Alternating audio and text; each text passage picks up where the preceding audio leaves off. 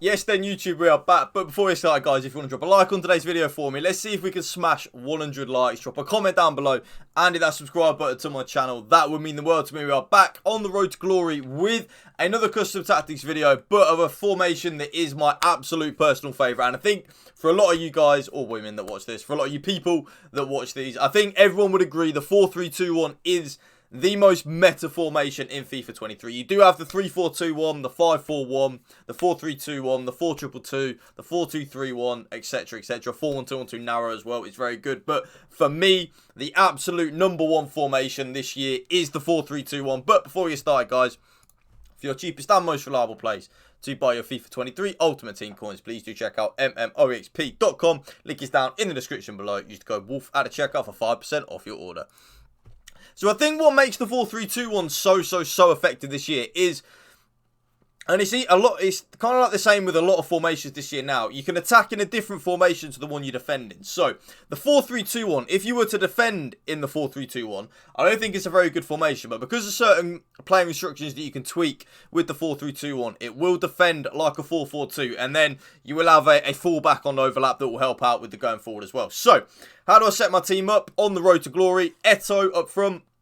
El Shawari on the right, Alawarian as the left forward, Bamba left centre mid. Very important that one of your central midfielders is more of like an attacker, in my opinion. It will help with going forward. Philip Lahm as like the middle centre mid / the CDM. Garincha as the right centre mid, and then back four. Pretty obvious. So the custom tactics, quite a bit has changed since my last 4-3-2-1 video actually, because I've actually tweaked quite a few things with the latest patch that has dropped. The game has changed a hell of a lot actually. It really has. So the defensive style is balanced. I never, ever am going to change that, especially on my road to glory. If I'm going to go press after possession loss or pressure on every touch on my RTG, we are going to get caught out a hell of a lot of the back. A lot of through balls are going to go through and we're going to be stuck. So because of that, you can use that though. If there's something I would say, especially pressure on every touch, I think press after possession loss, it will just drain your stamina way too much in my opinion. So I really wouldn't recommend that too much. Pressure on heavy touch though is definitely a viable option. Basically, if your opponent is trying to play out from the back and they do a bit of a bad touch, your team will automatically press them, which is good.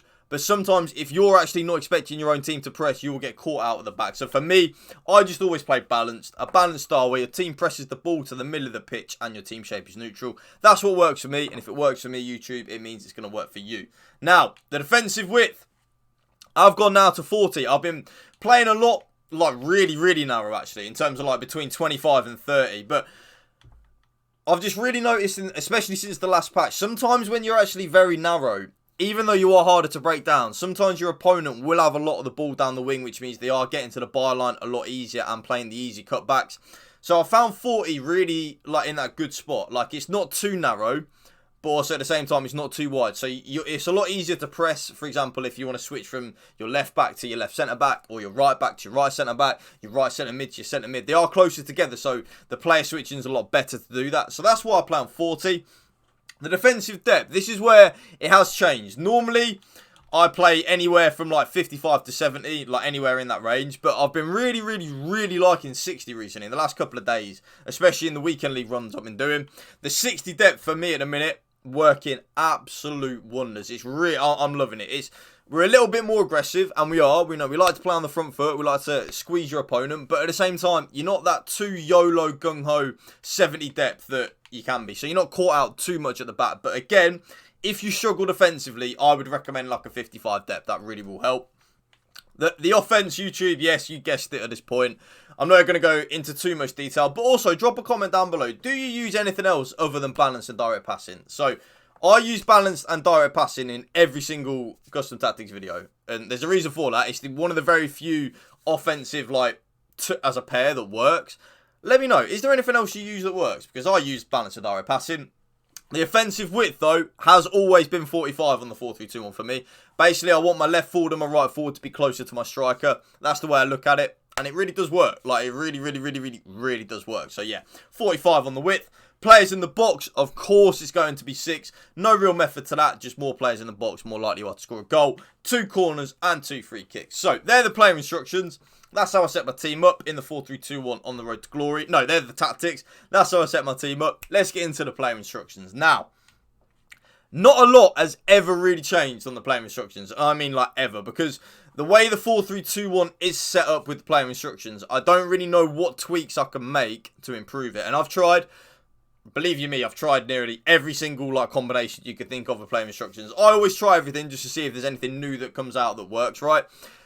This is what works. It's the same as I think it's pretty much the same right from day one of 4-3-2-1 this year. So, my striker is on getting behind. That is it. He's not on stay central, come back on defence or anything like that. He's literally just on getting behind. And that is exactly the same for my right forward. So, my right forward is also on getting behind. Basically, remember, with the 4-3-2-1, we defend as a 4-4-2. Rather than defending in the 4-3-2-1, you'll just get cut open way too much. So, because of that, my left forward is then on come back on defence. So he will defend like as the left mid in the 4-4-2. Very, very, very important, YouTube, that is.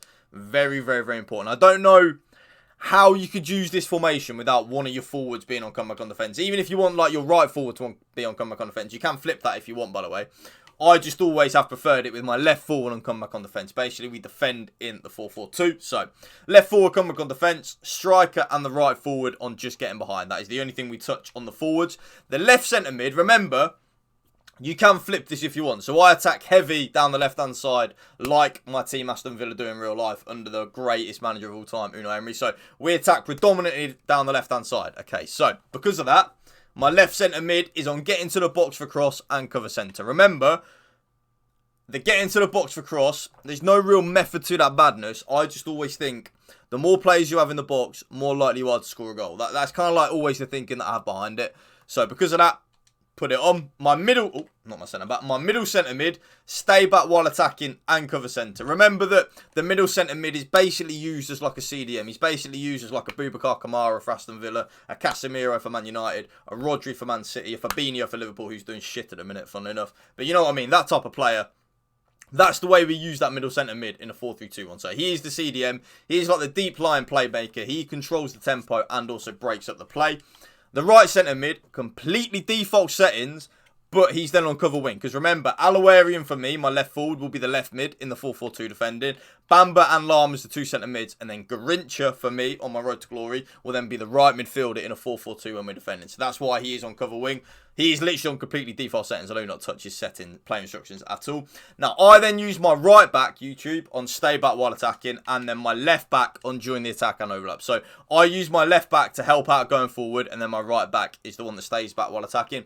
If you want to flip that though, if your right back is better going forward than your left back, put your right back on join the attack. And then your left back on stay back while attacking. Will make zero difference. It's just instead of attacking with your left back like I will, you'll be attacking with your right back.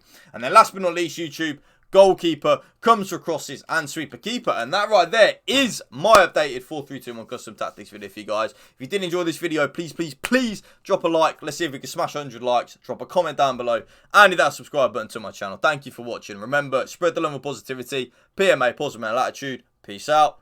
One love.